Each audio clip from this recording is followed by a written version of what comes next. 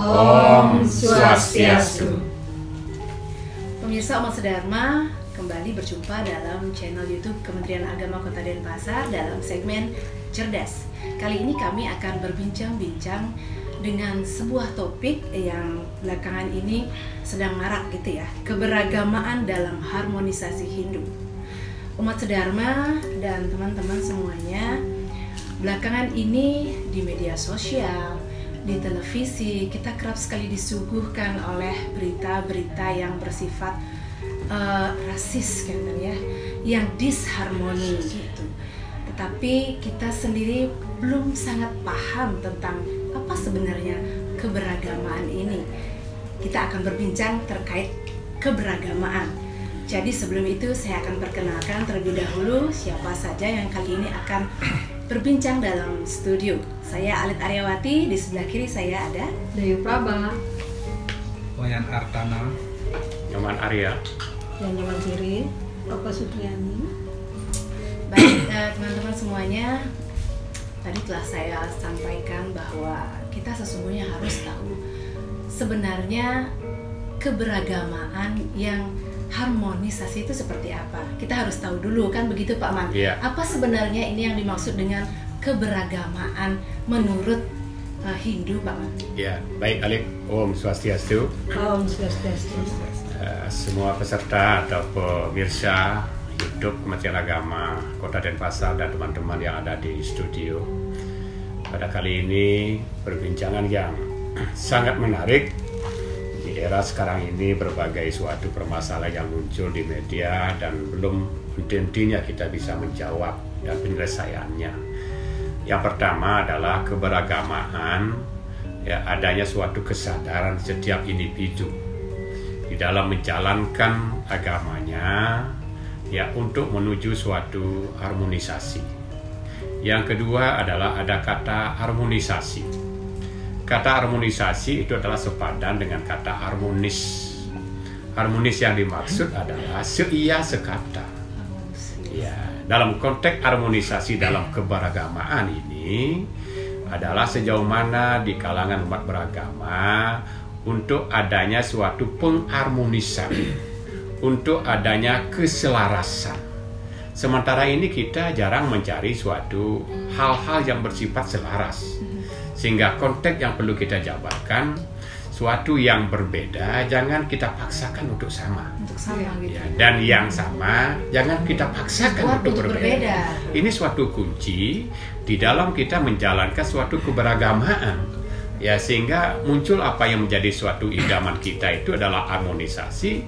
Dan di dalam konteks agama Hindu sudah sering kita lantungkan Moksatam Jagadita Ya Caiti Dharma. Di dalam tataran kita beragamaan ini, inilah yang menjadi suatu fundamen untuk menuju suatu konteks yang disebut dengan harmonisasi.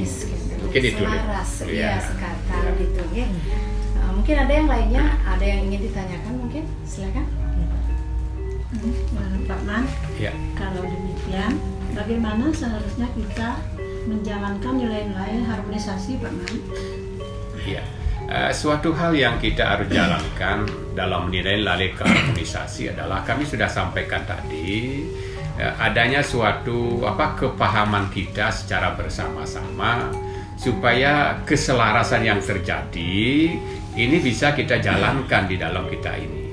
Nilai-nilai yang bisa kita tarik, yang pertama, kita harus mengambil suatu persamaan yang harus kita pahami bersama tanpa kita mengedepankan daripada perbedaan. Selama ini kita selalu menonjolkan suatu perbedaan yang terjadi dan bahkan tidak henti-hentinya, ya, kita selalu menonjolkan perbedaan. Kita sadari kehidupan kita ini semua berbeda, ya, bahkan dalam konteks agama kita itu tanhana dharma mangaruwo. Tetapi suatu konteks yang kita harus jabarkan itu adalah dharma sebagai ujung tombaknya untuk menuju suatu tujuan kehidupan kita harmonisasi. Kita dalam hidup ini semua, bahkan di dalam puja Trisandio pun itu adalah kita memahami harmonisasi sarwa prani tangkara. Ya, kita mendoakan kehidupan kita ini tidak sesama manusia saja, ya, tetapi semua kehidupan ini kita doakan supaya hidup harmonis. Ya, binatang jalankan kehidupannya sebagai binatang. Tumbuh-tumbuhan jalankan kehidupan sebagai tumbuh-tumbuhan, patut berbunga dia berbunga, atau berbuah. Termasuk kita manusia. Ya, sehingga keharmonisasian ini ya akan bisa kita ketemu titik temunya. Kenapa kok di antara kita manusia ini kita saling berdebat tidak ada ujung pangkalnya? Suatu kunci yang paling kita harus pahami dalam suatu kekawin, sang suruh merihayanya ring semara parang muka. Seorang yang kesatria itu ya tidak hanya yang disebut kesatria itu bisa memusuhi, bisa melenyapkan saudara. Itu bukan kesatria. Ya, bisa melenyapkan seagama, itu bukan kesatria. Yang nama kesatria bisa melenyapkan musuh. Pertanyaannya sekarang ini, apakah seagama itu musuh? Ya, apakah kita saudara itu musuh? Ini pertanyaannya. Kita selalu berkutik seperti itu sekarang ini. Ya, sehingga disharmonisasi itu ya semakin hari semakin menonjol kelihatannya. Harmonisasi semakin jauh. Nah, konteks inilah nilai-nilai agama Hindu ini kita harus kembangkan di dalam keberagaman kita. Yang pertama, secara individu kita jalankan agama kita masing-masing, ya. Kemudian secara itu kita selaraskan sebagai sikap daripada harmonisasi dalam keberagaman kita. Inilah kunci pokok nilai-nilai itu, Bu Jero. Mungkin itu. Ampura Pak Man. Ya. Nah, tadi kan banyak dijelaskan tentang konteks dari harmonisasi. Ya. Kemudian di dalam sastra Hindu tadi juga Pak Man menyebutkan ada kalimat yang sangat menarik, yaitu Moksartam Jagadita Yaca Iti Dharma. Nah, sebenarnya apa makna yang secara mendalam atau secara luas makna dari kata Moksartam Jagadita Yaca Iti Dharma? Ya, begini Bu Man, teman-teman sekalian, melantunkan kalimat itu memang sering. Bahkan kalau kita ada ulangan anak-anak tujuan agama Hindu gampang Moksartam Jagadita ya. Suatu kunci dalam kehidupan ini semua kita ingin mencapai suatu kebebasan. Kebebasan dalam agama Hindu adalah suka tanpa wali duka. Kita melenyapkan segala kedukaan kita. Ya, nah, jadi suka tanpa wali duka. Kita meraih suatu kebebasan, jelas barang tentu itu sudah ada kriteria. Ada tahapan yang harus kita capai. Apa itu? Adalah tujuannya didasari dengan dharma. Dharma dalam konteks ini bukan semata-mata hanya kebaikan. Dharma dalam konteks ini adalah pertama juga hukum rata. Kita hidup ini harus diatur oleh dharma. Ya, siapa yang berbuat dharma dia akan dilindungi oleh hukum rata. Hukum rata yang dimaksud adalah hukum alam. Ya, dharma inilah kita harus jalankan. Seorang petani laksanakan swadharma sebagai petani. Seorang dagang laksanakan swadharma sebagai dagang. Sementara ini kan bercampur baur. Ya, seorang dagang sekarang banyak berbicara agama. Sehingga dia bicaranya agama dagang. Ya, sehingga dia bersumpah nyabang kau beli aja murni itu agama dagang. Ya, dan itu dibenarkan karena agama dagang. Ya, tetapi dalam konteks kita dalam keberagaman ini secara individual kita menjalankan agama, maka poin pokok daripada Moksartam Jagadita itu adalah melalui dharma laksanakan swadharma. Kewajiban kita, kemudian yang kedua laksanakan para dharma. Kewajiban di luar diri kita. Kalau ini sudah bisa dijalankan, sudah berarti itu apa menjadi tujuan kebebasan itu akan bisa tercapai. Di dalam kehidupan kita melaksanakan kewajiban itu adalah orang kantor, ya pagi hari laksanakan tugas di kantor, ya jangan lupa sebagai para dharma hidup bermasyarakat. Kalau ini ditinggalkan, maka muncul kayak sekarang ini dikucilkan, kesepekan, karena kita tidak bisa menjalankan dua ini. Kalau ini terjadi, sudah berarti tentu kebebasan itu akan sulit dicapai. Ya, sehingga disinilah kita menemukan dalam dunia pendidikan kita semua ingin bebas supaya tamat tepat waktu. Tapi kalau tidak tamat tepat waktu, drop out, tidak bisa kebebasan. Ya, jadi semuanya ini kita harus dijalankan. Linknya ini harus kita mantapkan di dalam keberagaman kita. Jangan semata-mata kita dalam fokus suatu nilai hal yang perlu kita tanamkan, tetapi tugas yang kita laksanakan ini kita tinggalkan. Inilah yang disebut dengan kebebasan kita capai didasarkan atas dharma. Moksartam Jagadita Yaca Iti Dharma. Inilah poin pokoknya. Ya. Menarik sekali ketika berbincang seperti ini, Pak Man. Menilik lagi tentang disharmoni. Ketika kita berbicara tentang suatu perbedaan, akan banyak sekali muncul perbedaan-perbedaan yang akan menukik pada radikalisme. Ada begitu banyak ujaran-ujaran kebencian yang kita lihat di media sosial, baik kita lihat secara langsung, bahkan tidak hanya sekedar hanya seagama, tapi mungkin berbeda agama, tapi seagama pun banyak sekali muncul ujaran kebencian. Kira-kira, ya betul. Kira-kira faktornya seperti apa yang menyebabkan seperti itu, Pak? Iya, baik. Kita harus tahu, ibaratnya kita mengobati suatu penyakit, ya bagaimanapun hebatnya dokter, pasti dia akan mengorek sakitnya, gejalanya, menganalisa. Nggak bisa kita diam ke dokter dikasih obat langsung, nggak bisa. Nah, dalam faktor ini, radikalisme, rasisme yang terjadi sekarang ini dan ujaran kebencian, yang pertama itu adalah dari unsur lingkungan. Jadi lingkungan yang harus kita bentuk dengan baik, kadang-kadang dengan lingkungan keras, selalu ingin mengorek kesalahan orang lain tanpa tahu kesalahan diri kita. Ini karena lingkungan. Makanya lingkungan yang kita bentuk ini baik dalam lingkungan keluarga, masyarakat. Sekarang ini kebanyakan kan surya siu. Kalau sudah berbanyak, walaupun itu salah, itu dianggap benar karena berbanyak. Ini adalah lingkungan. Yang kedua adalah kultural. Kultural adalah budaya. Budaya kita sekarang ini adalah budaya instan. Segala sesuatunya ingin cepat. Memang sekarang digitalisasi memang menuntut seperti itu. Tapi dalam kultur daripada seperti ini, kultural seperti ini, hendaknya ada filter. Filter inilah yang akan menyaring daripada kultur yang kita terima. Makanya ada semboyan kultur ke barat. Kalau kita tidak pahami ke barat ini, nanti jadi ke barat ke birit. Jadi ini, makanya kita ada filter yang terjadi ini. Kemudian yang ketiga adalah sosial politik. Walaupun masyarakat tidak berpolitik, tetapi suhu politik akan mempengaruhi daripada tindakan kekerasan. Apalagi menjelang pilkada, pemilu kada. Segala sesuatunya itu memang menjadi suatu keajaiban terjadi. Mula-mula orang yang bersangkutan, maaf tanda petik, berpolitik tidak pernah ke pura. Tapi udah tuh menjelang pilkada mendadak rajin ke pura. Fenomena itu, Pak. Ini yang mendadak rajin ke pura. Bukan salah, tapi secara kualitas ini tidak benar. Makanya seorang yang bakti ini kan ibaratkan menabung. Orang menjalankan agama ibaratkan menabung. Bukan kita seketika beragama Hindu, seketika kita harus melaksanakan seperti itu. Kita menabung. Dari kandungan diupacarai, bahkan dari ngidam diupacarai. Ini semua dalam proses. Ini adalah dari segi politik. Kemudian dari segi ideologi. Ideologi juga merubah karakter manusia.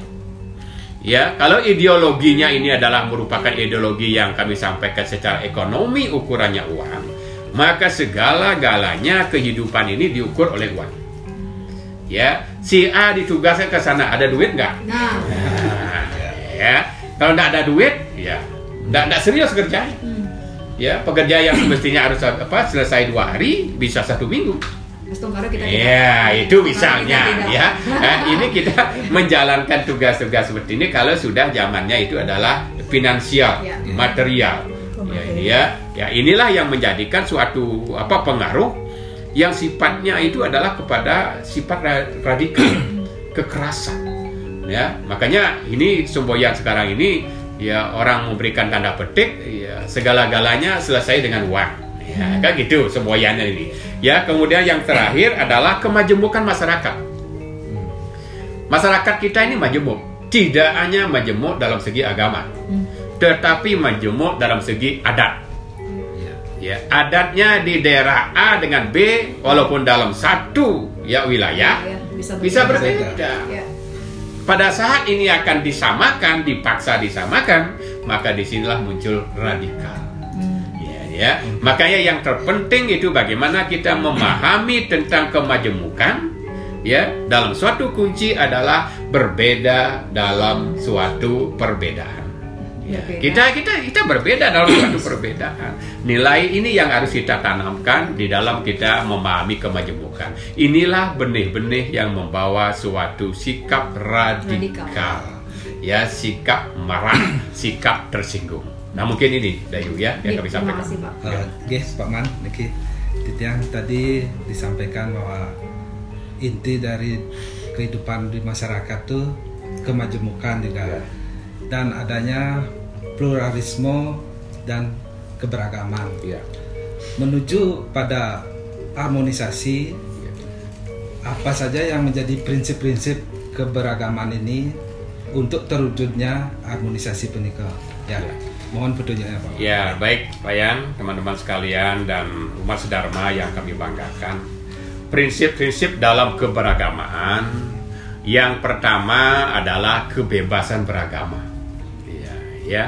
Kebebasan kepercayaan. Tetapi kebebasan ini yang dimaksud bukan sebebas-bebasnya. Ya, hari Senin memeluk agama A, hari Selasa agama B, bukan begitu. Sekarang ini kita tidak tahan dengan pelaksanaan agama seperti ini. Ya, kita pindah kepercayaan. Berikutnya pindah banyak. Bukan begitu. Ya, dimaksud dengan kebebasan beragama, bagaimana kita menjalankan agama kita ini secara harmoni. Kita adalah sepakat di dalam berbeda agama.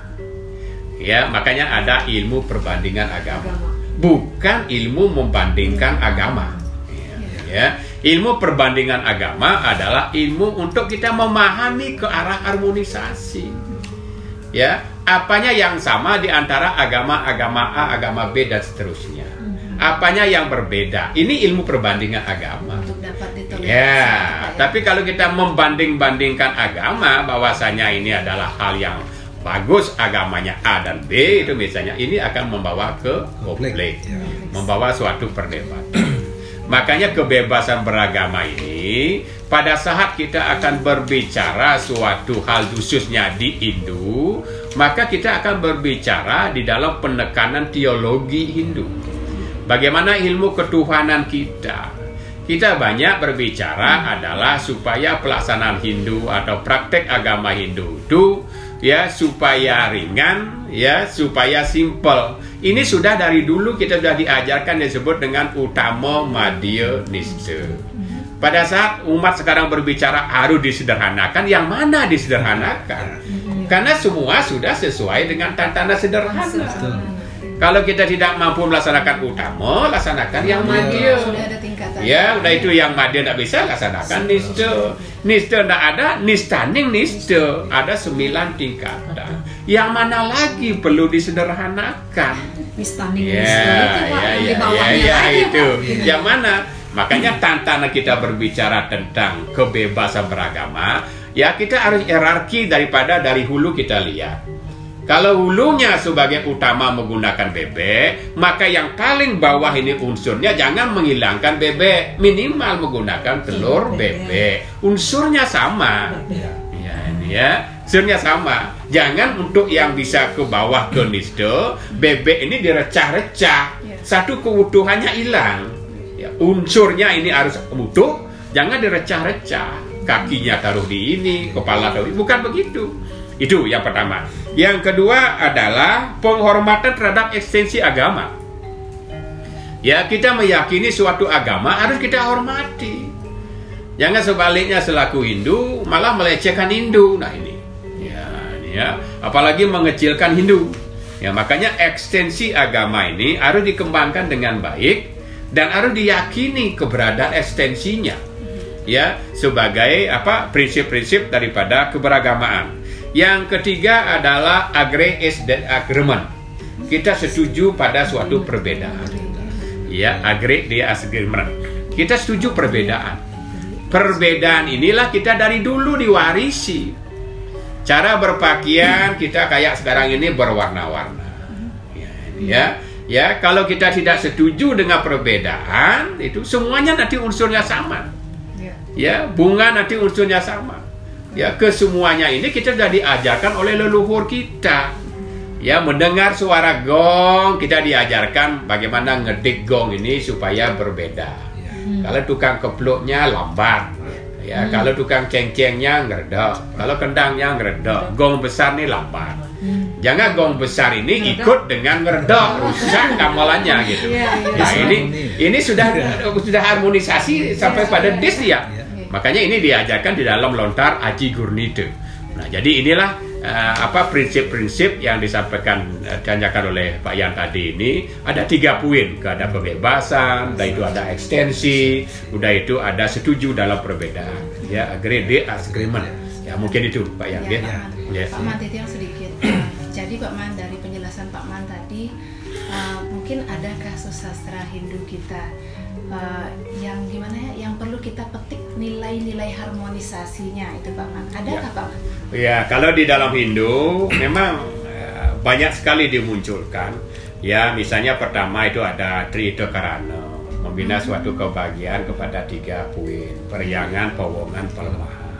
Ada Tatwamasi, ya, kaku adalah dia adalah aku. Yang paling terpenting adalah di dalam Rigveda. Ya, Rigveda sloka bab 10 sloka 191.2. Di sana dijelaskan bahwasanya berkumpul dan musyawarah di dalam menyelesaikan suatu masalah, bagaimana ibaratkan Tuhan ya dengan indahnya berkumpul dalam memecahkan masalah. Artinya Tuhan pun dalam memecahkan masalah di dalam alam ini berkumpul. Lewat mana? Ya lewat dalam proses daripada taur ke sanggo. Ya, selesai melasti, ya Pratimo Makasami berkumpul ya di Pura Balai Desa. Ya, itu adalah untuk memecahkan masalah. Ya, parum di Pura Desa. Kenapa di Pura Desa? Karena desa sebagai proses urpeti. Desa sebagai penciptaan. Kenapa kok manusia berkonflik tidak mau berkumpul? Ya, itu yang pertama. Yang kedua adalah Sarasa Musaya. Ya, halaman 94. Ya, bagaimana kita menumbuhkan rasa kekuatan kita menghadapi daripada masalah, ibaratkan Ibu Pertiwi. Ya, tanah ini adalah mengemban tugas yang berat. Berapa orang yang menginjak? Ya, berapa bangunan yang ada beton-beton? Berapa orang yang mencukil tanah? Tetapi dengan kesabaran Pertiwi ini akan meneguhkan dirinya untuk memancang daripada kekuatan alam ini. Ini Saraswaya 94 ini. Ya, makanya dengan dasar inilah kita bisa untuk sebagai suatu pijakan yang ditanyakan tadi oleh Ali, ya, dalam sastra Hindu. Ya, makanya yang lain lagi ada dalam Dhamma Sastra bab 2 sloka 87. Di sana dijelaskan manusia yang utama dan sejati adalah manusia yang bisa bersahabat kepada semua makhluk. Ya, kita menggonggong sesama manusia. Ya, apa yang kita munculkan dalam hal seperti ini? Ya, dari sifat kesatria kita itu, marilah kita kayak leluhur kita, pejuang-pejuang dulu melenyapkan musuh. Sekarang ini yang berkecamuk ini saudara dianggap musuh. Ya, kita seagama Hindu dianggap musuh. Ya, sehingga hal seperti ini akan selalu menjadi suatu topik pembahasan kita. Ini bukan harmonisasi, menjadikan suatu disharmonisasi. Ya, kehidupan kita ini, sisa-sisa kehidupan ini kita tidak tahu kapan akan kembali, kapan akan dipanggil.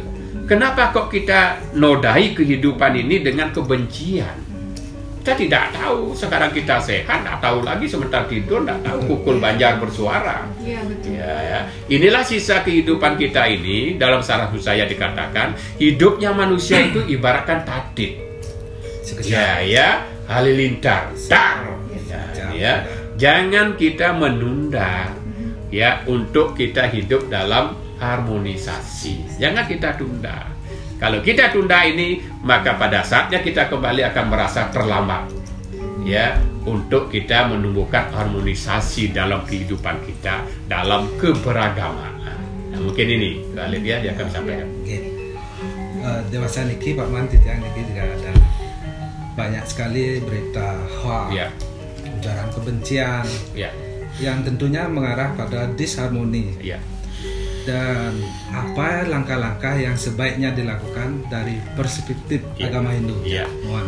Iya, begini Pak Yan dan teman-teman sekalian dan Mas Dharma.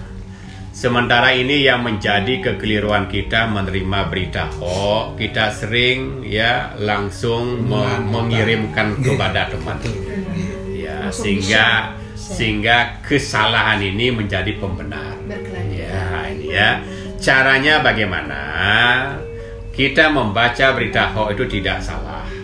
Tetapi kita punya logika untuk menganalisis. Ya. Karena kehidupan kita ini yang dinamakan salah dan benar itu masih bersifat relatif kadang-kadang. Ya, kadang-kadang orang menilai itu salah, belum tentu salah secara hakikat agama. Ya, maka caranya berita hoax itu ibaratkan kopi dalam gelas. Ya, supaya kopi ini tidak hitam terus, maka dituangkan dengan air putih. Jangan buang kopinya, tuangi gelas itu dengan air putih. Sehingga hitam itu lama-lama akan hilang. Ya, ini konsep pendekatan agama. Selama ini kesalahan kita berada di sana. Ya, kopi ini selalu kita sebarkan. Ya, apalagi disambohin pada teman. Kulitnya bisa kayak kopi dia. Ya, makanya hoax ini ya harus dituangi terus. Air putih ini kan kebaikan. Tidak salahnya kita menaruh kebaikan atas kesalahan orang lain. Ya, sulit itu, Pak. Ini ya tidak ada salahnya. Ini harmonisasi. Ya, makanya kita tuangi terus. Biarkan gelas dalam kopi dalam gelas ini runtuh sendiri, keluar sendiri. Jangan baru melihat kopi, malah kita lempar gelasnya pecah, kopinya hilang, gitu ya. Kita tuangi air putih terus, sehingga lama-lama hoax itu akan hilang. Yang muncul itu adalah air putih. Putih ibaratkan adalah kebenaran. Ya, inilah konteks kita berbicara agama.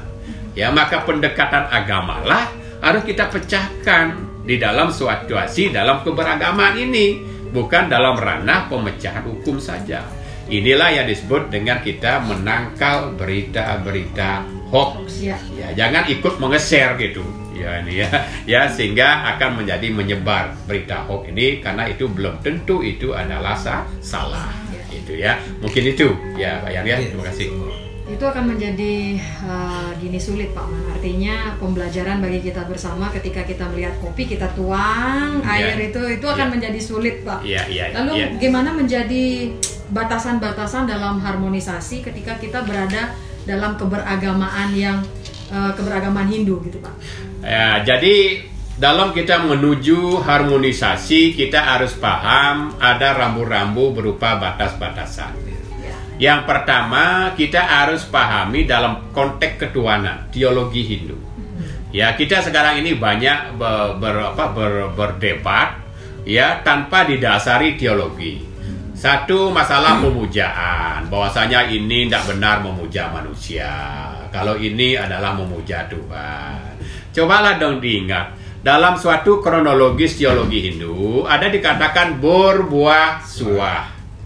Bor itu adalah hormatilah sesamamu. Ya, ini kan manusia sesama. Ya, ini ya. Yang kedua adalah buah, hormatilah leluhurmu yang pitar. Makanya kita ini berbanggalah sebagai umat Hindu semua calon betara. Ya, ini ya. Karena nanti meninggal itu pasti jadi dewa. Inilah kebanggaan yang harus kita bangkitkan.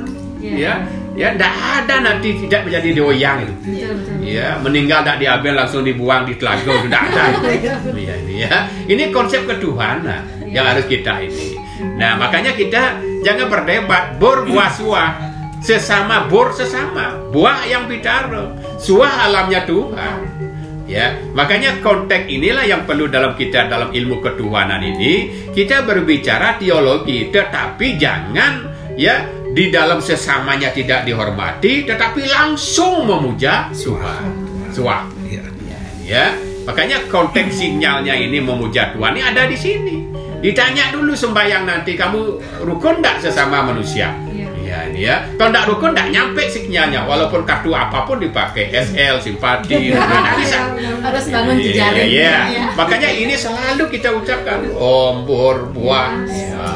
Ini ya, ini selalu ini yang pertama. Yang kedua adalah konteks ritual. Ya, ini sering diributkan kayak kami sampaikan tadi. Ya, tidak benar menyuguhkan daripada buah-buahan. Ya, tidak benar menggunakan daripada caru binatang. Ya, ini. Ya, ini secara ritual apapun yang dilaksanakan oleh umat Hindu pasti ada pijakannya, pasti bisa dipertanggungjawabkan. Makanya kalau perbedaan ini, kalau kita perlu mencari benang merahnya, ayo laksanakan seminar, ayo laksanakan diskusi. Jangan kita melempar daripada kayak melempar batu. Ya, oh, tidak benar itu. Semestinya tidak benar memakai binatang karena itu menyiksa. Ayo diskusikan. Ya, kita banyak punya pakar-pakar secara ilmiah. Ya, sehingga ada titik temunya. Kita tidak selalu bergulat di medsos kayak pengantar alit tadi itu. Kita selalu bergulat di medsos. Karena orang di medsos itu semua hebat berbicara. Coba ketemu. Ya, orang semua hebat berbicara. Ya, coba sekali-kali ketemu dengan pakar-pakar yang memahami agama. Ya, sehingga di sini akan ada titik temu. Ya, kita belajar kayak tadi itu, Tuhan pun musyawarah. Cobalah musyawarah. Kemudian yang terakhir adalah penafsiran kitab suci. Ini batasannya. Kitab suci sekarang ini banyak ditafsirkan. Ya, kalau ditafsirkan yang benar, jelas bagus. Makanya ada kesatuan tafsir seminar terhadap aspek agama Hindu. Jadi apa yang tidak ada dalam kitab suci ini sebenarnya harus ditafsirkan, tapi yang menafsirkan ini para tokoh dulu, para sulinggi itu. Kesatuan tafsir 1 sampai dengan 14 itu. Apa yang tidak ada di dalam lontar, dalam Weda, ditafsirkan oleh sulinggi. Contoh tentang amputasi. Kalau ada orang yang amputasi, ya kakinya diamputasi, kemana dibawa kakinya? Apakah dia ben? Tidak ada. Ya, maka diputuskan di dalam paruman sulinggi. Maka dibuatlah kesatuan tafsir. Maka kakinya ini dititip di setre, bukan dititip di rumah. Ya, ditanamlah di setre untuk dititip kepada penguasa setre. Nanti kalau sudah meninggal digabungkan supaya dia punya kaki. Inilah dibuat ke dalam kesatuan tafsir. Jangan tafsir-tafsir yang sifatnya keliru. Ini yang terjadi di dalam ya harmonisasi keberagamaan. Inilah poin pokok yang kami sampaikan dalam forum yang sangat mulia ini, sehingga kita akan menemukan apa menjadi tujuan kita harmonisasi dalam keberagamaan secara individual dan secara bersama. Mungkin itu. Berarti tafsir-tafsir yang tanpa dasar itu yang mengacaukan. Nah, ini yang menyebabkan disharmonisasi. Menarik sekali obrolan kita terkait keberagamaan. Ya. Ini hari ini, tetapi kita tidak bisa lanjutkan lagi Bapak karena waktu kita yang telah membatasi kita bersama, gitu ya. Semoga kita bisa berjumpa lagi dalam lain kesempatan. Pemirsa Umat Sedharma, demikian tadi obrolan kita. Semoga Umat Sedharma dapat menarik kesimpulan dari perbincangan kita. Ada sedikit yang bisa saya sampaikan di sini, yaitu keberagamaan merupakan sebuah nilai di mana kita mampu mengaplikasikan sastra-sastra agama Hindu untuk menciptakan sebuah keharmonisan. Umat Sedharma, sampai berjumpa lagi dalam segmen selanjutnya. Kita akhiri dengan mengaturkan Parama Santi.